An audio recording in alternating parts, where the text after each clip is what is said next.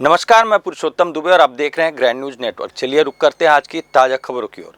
Mangla road पर रात के समय घर लौट रहे एक युवक को सिर्फ इसलिए बेरहमी से पीटा गया क्योंकि उसकी स्कूटी की हेडलाइट का फ्लैश कुछ युवकों के चेहरे पर पड़ गया था। घटना उस वक्त और डरावनी हो गई जब हमलावरों ने न सिर्फ युवक को अकेला पाकर जमकर पीटा बल्कि इस पूरी घटना का वीडियो भी बनाया गया, जो अब सोशल मीडिया पर तेजी से वायरल भी हो रहा है। वायरल वीडियो में युवकों की गुंडागर्दी और बेखौफ अंदाज साफ नजर आ रहा है। पीड़ित युवक की शिकायत पर सिविल लाइन पुलिस ने मारपीट करने वाले आरोपियों के खिलाफ एफआईआर दर्ज कर ली है और मामले की जांच शुरू कर दी है। बिलासपुर में एक गवर्नमेंट व्यवसायी के साथ करोड़ों की धोखाधड़ी का मामला सामने आया है। आरोपियों ने राष्ट्रीय ग्रामीण साक्षरता मिशन के नाम पर फर्जी टेंडर दिखाकर पहले व्यवसायी को भरोसा जीता, फिर सप्लाई का झांसा देकर करोड़ों की ठगी कर ली। पीड़ित ने तारबहार थाने में शिकायत कराई है, जिस पर पुलिस ने जुर्म दर्ज कर जांच शुरू कर दी है। नवंबर 2024 में आरोपियों ने सरकारी प्रतीक चिन्ह और नकली दस्तावेज दिखाकर खुद को राष्ट्रीय ग्रामीण साक्षरता मिशन से जुड़ा बताया।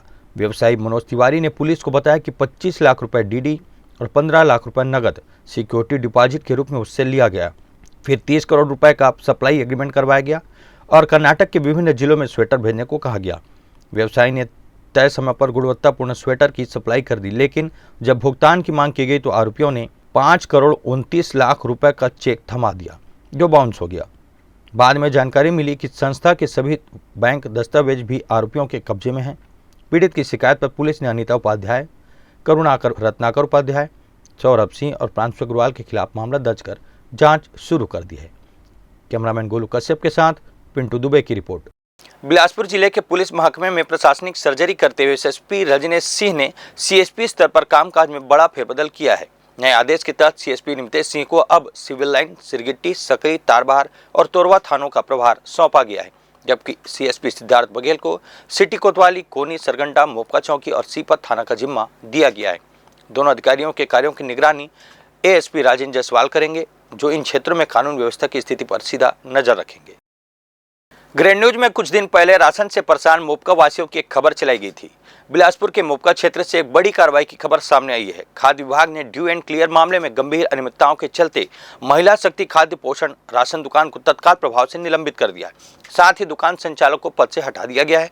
जानकारी के अनुसार कलेक्टर के निर्देश पर की गई जांच में सामने आया कि राशन वितरण में गड़बड़ी की शिकायतें प्रथम दृष्टया सही पाई गई। खाद्य नियंत्रक अनुराग भदौरिया ने बताया कि जांच में अनियमितता की पुष्टि होने पर तत्काल कार्रवाई की गई। फिलहाल खाद्य विभाग के द्वारा वैकल्पिक व्यवस्था की जा रही है, जिससे इलाके के हितग्राहियों को शासन की योजनाओं के तहत नियमित रूप से खाद्यान्न उपलब्ध कराया जा सके। स्थानीय निवासियों ने प्रशासन की इस त्वरित कार्रवाई का स्वागत किया।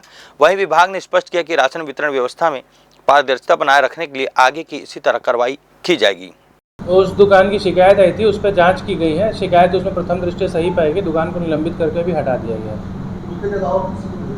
हाँ, उसके जगह पे तत्कालिक व्यवस्था के लिए निलंबित किया गया है। उसके पश्चात आगे कार्रवाई करेंगे। बिलासपुर के सिरगिट्टी थाना क्षेत्र में व्यवसायी से परफ्यूम एजेंसी देने के नाम पर 4.5 लाख रुपए की धोखाधड़ी का मामला सामने आया है। भवानी नगर निवासी जोंटी सिंह ने शिकायत दर्ज कराई कि एक प्राइवेट कंपनी के एचआर और एमडी ने उन्हें बड़ी परफ्यूम कंपनी की एजेंसी देने का झांसा दिया।